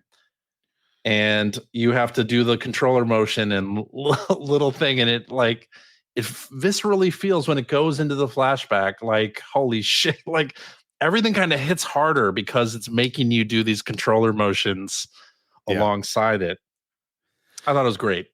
One of my favorite lines in the game, and I'm gonna misquote it here because I forget exactly what she said, but during that fight, obviously, Prism is up there singing and performing, right? And at one point, one of the villains rushes her, and she does a flash, right? And he turns around screaming, "Oh, she temporarily blinded me!" And she's like, "That ain't temporary, bitch," or something. It just really got me. It was so funny. And while we're talking about lines in this game, there were so many times where something really funny would happen, and I would try to screenshot it with the PlayStation thing. And I had the subtitles on, so I would try to hit it as quickly as possible. The writing in this is great. I did love the setup. I guess this was during the final fight, not the bar fight, but it's playing off something that was set up in the bar fight where when you get confronted by Toxic at the end of the game. Yes. And of course, Toxic's whole gag is that so funny is his junk's hanging out because his powers burn off his clothes. And then just in case someone's listening, I don't want to ruin the gag, but there's something gets set up. Well, this is spoiler. Yeah, I know, but yeah, it's such a funny gag that gets set up. It is so funny. Punch Up gets to shine in that moment. Yeah, there you go. And he's hilarious during the bar fight too. Yeah, absolutely. Around it's fantastic. It's honestly every character in this game, I think, is perfectly realized. And by the end of the 8th episode, you're like, I know who these people are, and they've all got really unique personalities, and you feel like you've connected with them. Yeah, and I mean, I sort of touched on that the last time we spoke about this too. And obviously, I mean, I'm sure they had probably a decently large writing team. I don't know that, but that's always I find it's always the trap that's so easy to fall into, is that, and even like in television too, you see this where you can kind of, after a while, you can tell all the dialogue's been written by the same person. Mm-hmm. And it just, everyone starts to sound the same. Everyone's mannerisms are the same. Everyone's like, if they have like a wry sense of humor, they all have a wry sense of humor. Like it's just, and this game didn't fall into that trap. No, I mean, the characters drive this game, and I think that's one of the reasons why I liked it so much, is because, like you said, they're so well realized, and they kind of are really faithful to their personalities. I mean, even like, what the heck is the Flambe? Like Flambe was great, and by the way, him singing. Oh yeah, him singing over the credits in that episode too with his own lyrics. So good. Oh my God, killed me. I sat and listened to the entire credits just so I could hear all the lyrics. Let me ask you this. Since CJ brought up how connected you get with the team and how you do kind of become this sort of found family, and the game does such a very good job of leading you into that. How connected were you with your family? How connected were you with this team in the game? Did you tell them who you were? I did tell them who I was. Yeah, after the bar fight. Yeah. Yeah. Okay. Yeah. You revealed. I pondered that choice though. You revealed your identity. Quite a bit. I was like, should I? I probably should. Okay. So, I didn't even think about it. Yeah. I just told them. Yeah. Yeah. Like as soon as the button command came up, I hit it right away. Yeah. There it is. I want to fast forward to the end for a second. Okay. And the Astral Pulse. When you're confronted with Shroud, and it gives you 3 options, like what you're going to do with the Astral Pulse. You're going to give him the real one, give him the fake one, or give him both. Right. What'd you do? Oh, both immediately. I did both also. Yeah. I think that was I am curious to see how it plays out otherwise, but I felt like that was like the choice. Yeah. Yeah. Yeah. Did you end up killing him? No. Same here. Man, what a bunch of goody two shoes. No. Lawful good. And you good. You get a little kind of bonus for because earlier in one of the previous episodes, are you talking to Royd maybe at that point?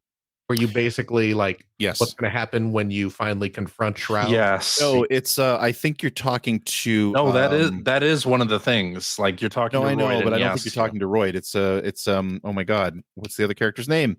Trackstar. I'm pretty sure you're talking to Trackstar. Oh, okay. Oh, because he says I kill him. Oh, that's right. You're in Royd's lab. Yes, that's what it was. That's what it was. Yeah. Which, by the way, Trackstar, another great character. Yeah. Oh my god. Yeah. You know what? I'm going to say this, and I didn't realize it was Jeffrey Wright until too late. Know, right? I know, right? Chase, of course, his civilian name. The episode where Invisigal is off at the warehouse by herself, and she's gets almost killed by Shroud, and she's dying on the ground, and no one can help her, and the camera pans over to Chase, and he's in his pre-running pose, and I was just like, oh shit. Yeah, I know. Chase is gonna sacrifice, and I was just like, oh, it was such an amazing hero moment where it's like he's gonna sacrifice himself to save. And the final scene there was very emotional. Yeah. Oh, absolutely. Where he staggers away from her and then keels over. I'm like, oh my god! And then she rushes over to him. Yeah, and he hates her. And he hates her. He hates her, right? Because when my daughter came over and was playing Dispatch, she played through all the 6 episodes that were released at the time. Yeah, I had not played or even seen episodes 5 or 6. And then she tells me Chase dies. I was like, what? Why are you telling me this? Spoilers on you? She dropped the spoiler warnings. Wow. No, she she doesn't have that editor to not spoil. So she said that. I was like, what? Yeah. But he didn't die. So okay. So then you guys, did you bring Coop back into the team at the end? Did you forgive her? No. I didn't have the option. I didn't have the option, actually. What? I didn't have the option. Because when she's getting hauled away from in my game, she stops, and there's a moment where it seems like I was gonna get the choice to forgive her. Really? But it did not give me the choice. And then when it's during the credits, when it's going through the stats, it actually mentioned you didn't get that choice. Players didn't have the option. Didn't have the option to forgive her. I wonder what triggers that. I don't know, because I don't remember doing anything in particular that led me to believe that I wouldn't have been able to invite Sonar back in, because I got the choice to forgive him, and I did. Yeah. Okay. But and actually I do want to go back and I want to play the game again. I want to turn off the QuickTime events, because that final episode was awesome, but you didn't get to see most of the animation because you're watching for QuickTime events. I've always had the quick time events turned off. Oh, okay. Me too, actually. But you know what? They turn them on for those two things. Them on? Really? They are on during the bar fight and during the final episode. because some decision points are affected by whether you're successful for some of those commands, right? Like I never did any quick time events. Not even in the sardine fight? No? Nope. Interesting. Oh, they must have somehow got toggled back on in my game then. Okay. Did your kid turn them on or something? Maybe? Yeah, she had them on. Oh, okay. That's probably what it was. She's young and still has good reflexes. But I was playing on a different save file. Oh, weird. I had them turned off. I wonder if the universal settings. Possibly. Yeah. Huh. Anyway, like the fight with, because of course there's, and I'm assuming this happened with Coop as well. There's a part during like the final battle where you just kind of get separated from the final battle. Yeah. Well, for me, it was Robert and Blonde Blazer who got separated and fought Sonar in his. Oh, really? Okay. That form. It was a cool fight too. So yeah, and it was a cool fight with Coop too. Yeah. So I want to go back and like I want to run through the game again, making some different choices, including letting Coop go instead of Sonar. And so another question I have, because Phil, you'd mentioned this the last time we talked about this game, that you weren't really crazy about the actual dispatching. Right. How did that get any better for you? Or I mean, a bit, but it's still like I tolerated that gameplay mechanic just because of the characters. And you really didn't it didn't ruin anything if you failed anything. So. Well, yeah, I'm still of the opinion that they wanted you to fail a lot. Yeah. Well, and you know what? Shifts. I think that is true. And I'm going to say this. I genuinely dislike scripted fail. Yeah, I sequences. hear you. Yeah. I hate them. I hate them because, and it happens in games like this. It happens occasionally in like RPGs. Where you'll get tossed into a battle that you cannot win. Yep. And you spend all this time like fretting and panicking. Use all your Phoenix downs and yes. That's the thing. You waste your time, you waste your supplies. It doesn't feel good. And it doesn't feel good. And it's like, I get narratively why they want you to do that, but from the player side of things, it's not fun. I was a little surprised that finishing the game didn't give you the option to almost like a new game plus. Yeah. Because you do upgrade the characters. Yep. Yeah. But you don't get nearly enough points to upgrade them very much. No. And if I had one thing to do over on the dispatching screens, because and I think this is just the way I play games, I very much balanced the characters out. I did the same. Right. So it's like, this person's hexagon is not perfect. So I'm going to give them, and then that kind of bites you. Because it does. You get to those missions where if one attribute is too high and goes over this little X, you automatically fail the mission. Well, I mean, I got to the point where I couldn't really send more than one character on those missions because I was almost guaranteed to fail anyway. I had watched my daughter play enough up to the point where they explained that. So she was doing the same kind of thing. She was evening out everybody. Yeah. I was like, okay, I'm not going to play that way. So the people who were good at conversations and like brainiac stuff, I kept putting points in those, and the opposite for strength and mobility and all that stuff. Yeah. And that ended up working out real well towards the end. Yeah, I wish. I mean, again, it didn't bother me that much, but I kind of wish I'd done that, and then also taking that approach. And I think this was also partially on purpose. Like, Waterboy still sucked by the end of the game. Oh yeah, because he starts with such low stats. Yeah. But I did like. Sorry, there was an. I don't know if you ran into this. Both of you picked Waterboy instead of Phenomena Man. Mm-hmm. Yeah. Okay. So when Waterboy joins the team in the last episode or second to last episode, there's a mission where it's like, I need somebody to go get me coffee, and the stats were so low. It was like I sent Waterboy and he 100%ed it. Yeah. Nice. Even though he's like just joining my team now and has severely low stats. Well, the end game in the dispatch mission at the very end, I mean, clearly you were supposed to be overwhelmed.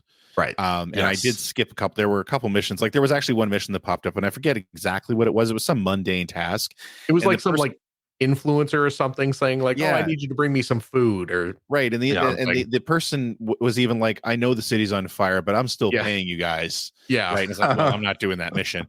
But I was really getting into because I had a few of their superpowers unlocked, which again, I didn't unlock everyone's superpowers.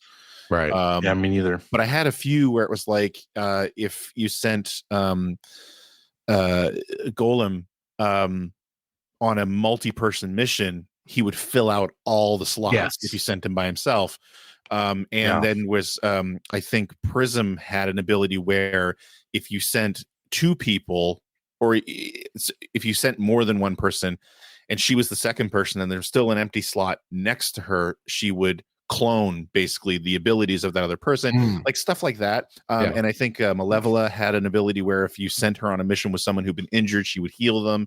So I was really starting to get the synergy. Like it was really starting to flow. You know what I mean? Right. Like I knew who I wanted to send out together. Plus they also have a relationship stats that if you after a while, they really sync up and you send them and their stats go up and all that stuff. So I was really starting to dig that a lot. Yeah. So I'm definitely of the opinion, kind of like CJ, your daughter was saying, that I would, a little bit better balanced version of the dispatching gameplay. I wouldn't mind playing more. Yeah. So, I'd be into it. Yeah. I really enjoyed all that stuff. Like at a certain point, I did notice voice lines starting to repeat. Yes. But I really enjoyed it. It was kind of like an audio, kind of like a radio play happening. In addition to this game, I just enjoyed the whole thing. I mean, I think I might even upgrade to the digital deluxe, even though. Yeah, I haven't. I was going to say, have you looked through any of it, Phil? I went and looked through all the artwork. Did you read the text in the art book? Not yet. Highly recommended. Yeah, I certainly am going to. Okay. And I haven't read the comics yet, just because the comics are okay. Yeah, I didn't really expect them to be like super great, and also reading comics on your TV is not fun. Awkward. Not a great way to ingest a comic book. They're okay, but they're very short.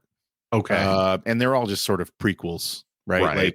Like, so they're easy to get through because they're like each story is like 13 to 15 pages long. Okay. But the art book was fascinating. There's a lot of really great insight to the development and the production process.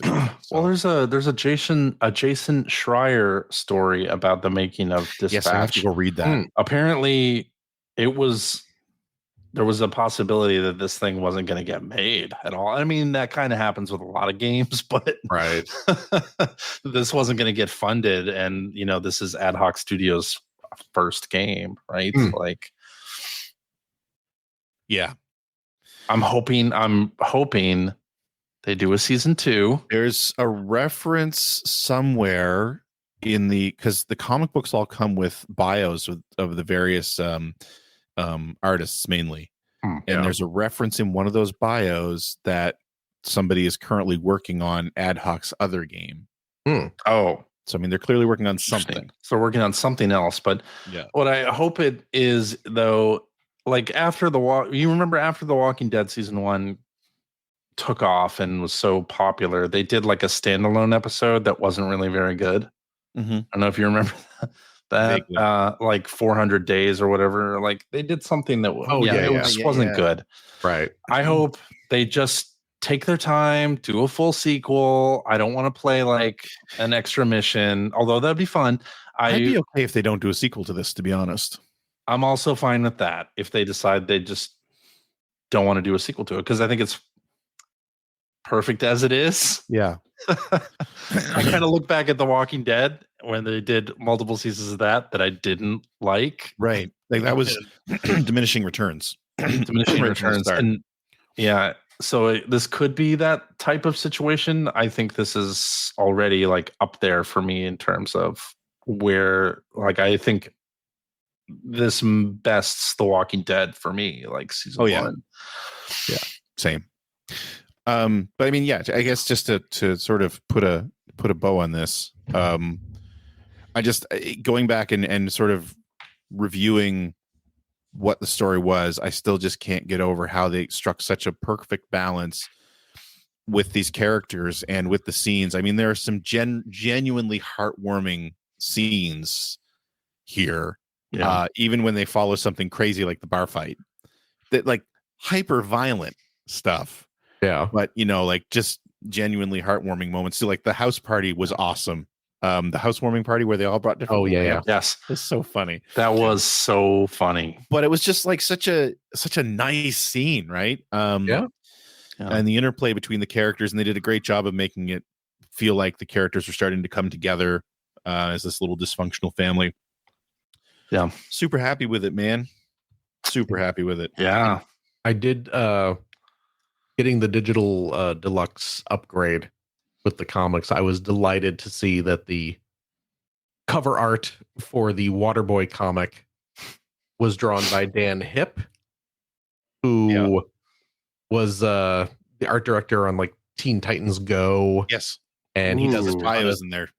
What's that? His bio is in that issue. Oh, was it? Yeah, and he's done a ton of stuff for Marvel Snap as well, and that's so cool. I'm a big fan of his art. The pedigree, the illustrators and artists that they used, like the pedigree is pretty impressive. Yeah. Like it's not hard to understand why this game looks as good as it does. Right.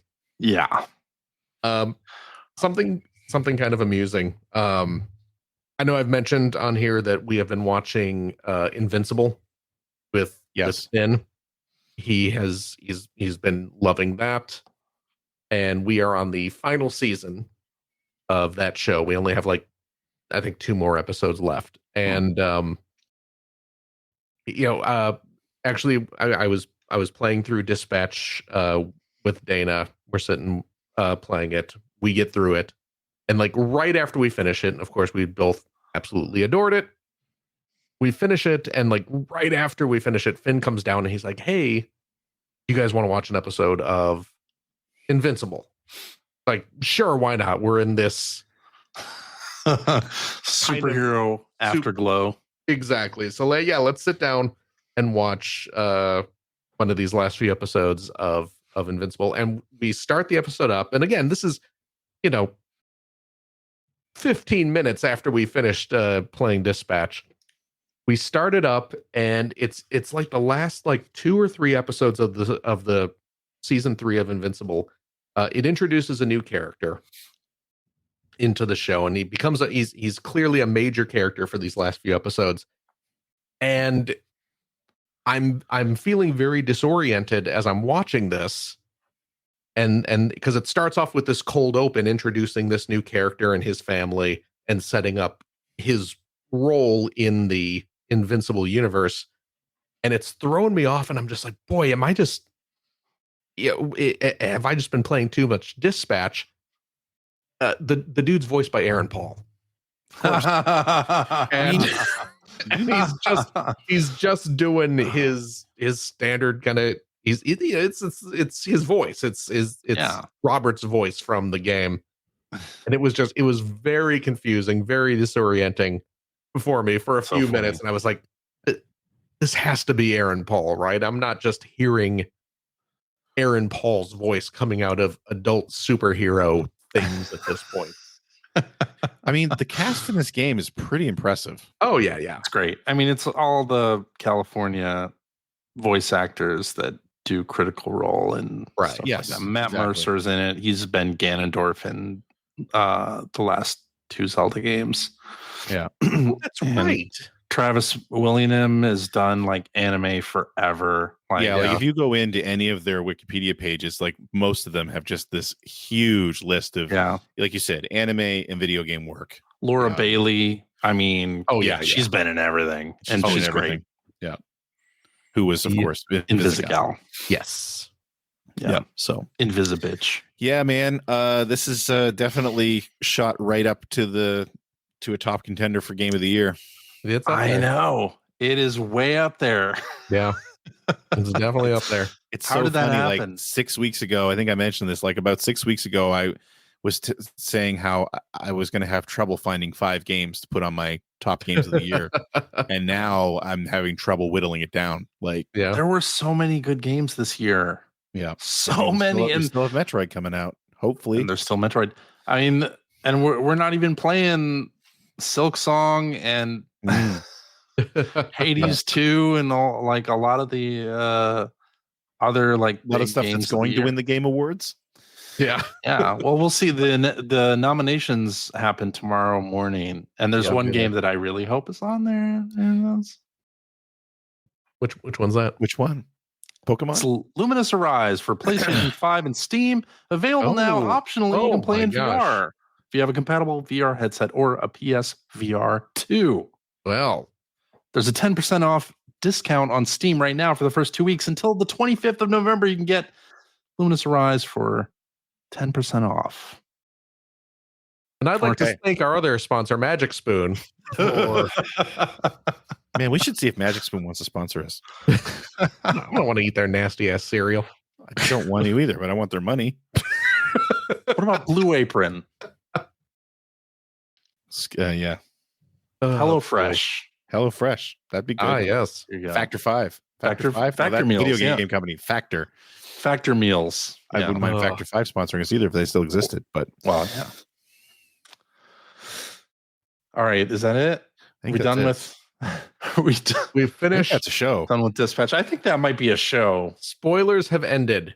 We have some social media questions, but I think we will hold them. Not even going to do one. Not even one. Not even one. Oh my god. Just going straight to the outro. Okay.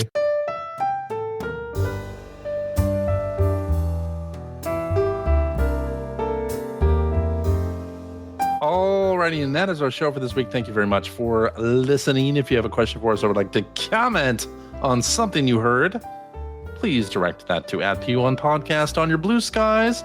You can also go to our internet website, player1podcast.com. There you will find our contact information, and you'll find show notes and links to all the things that we talked about during this episode, alongside a link to our Discord server where you can discuss this episode with us and our other listeners. If you would like to subscribe to the Player One Podcast, you can do so by visiting player1podcast.com or by loading up your favorite podcast listening app. We're also on Spotify. You can like us on Facebook. You can watch video archives of our show on the youtubes.com/P1 podcast, or you can watch us live most weeks on the YouTubes, the Facebooks, the Twitch.televisions. Just follow our Blue Sky account to find out when we are doing our next live show. Typically, it is Sunday evenings at 5:30 specific time. So join us, won't you? And I'll tell you what, if you like what you've heard, and how could you, head over to patreon.com/Player1Podcast. Throw a few shekels our way. There's a lot of Steam crap coming out. And don't you want us, your favorite podcasters of all time, to have those without having to pay for them? We can do that, right, CJ? Can we do that? We probably could. Can we? Yeah. So that's what I was thinking. Go. Help us buy a Steam machine. Or, keep or whatever. Or support the show and keep us supporting the show. And listen, my dear friends. We're not just taking your money and giving nothing in return, aside from all these wonderful episodes we do every week. No, dear friends, you also gain access to a special weekly bonus episode that we record right after this, where we play games, crack wise, having fun doing all that stuff we cannot do on the regular show.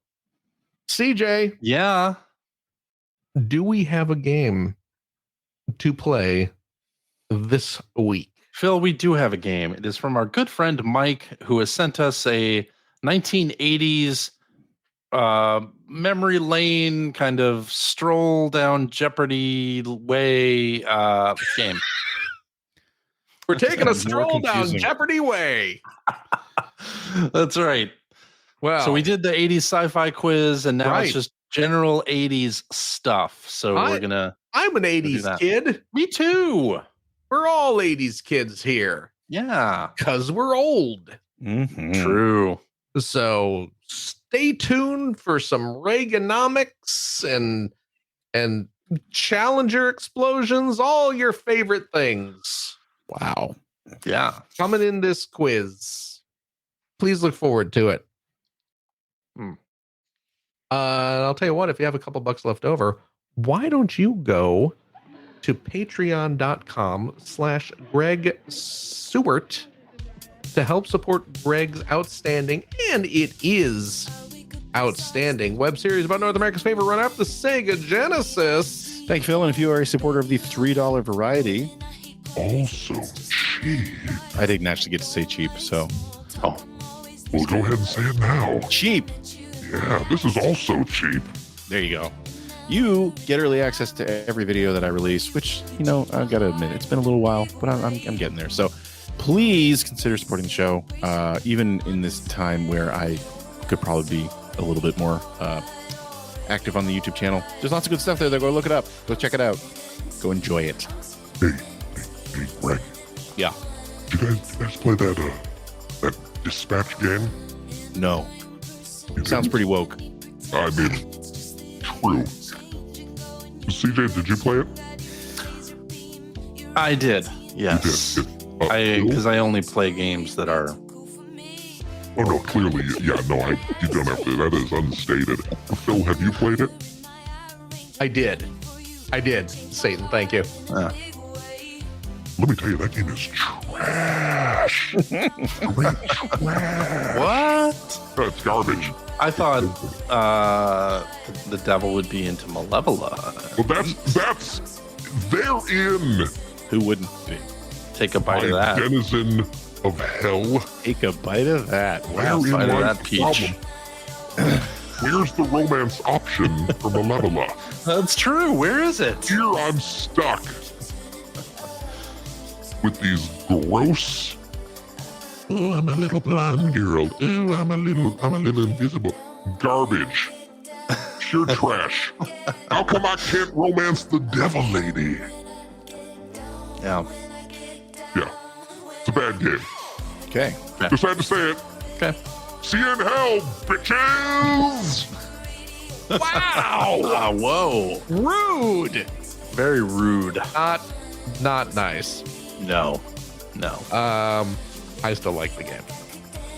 Well, good. I don't. You know what? Satan can have his own opinions. Is that it? I think that's it. CJ. Yeah. Thank you. Thank you, Phil. Of course. Gregory. Yo. Thank you as well. Thank you, Philip. Of course. And as always, a big old thank you to you, our wonderful, wonderful listeners, every single darn one of you. As always, please take care of yourself, your loved ones, your family, and your friends. Be kind to each other, but also be kind to yourself, my gosh. And we hope to see you next week. Bye-bye. Bye-bye. Fare thee well. I'm tuning into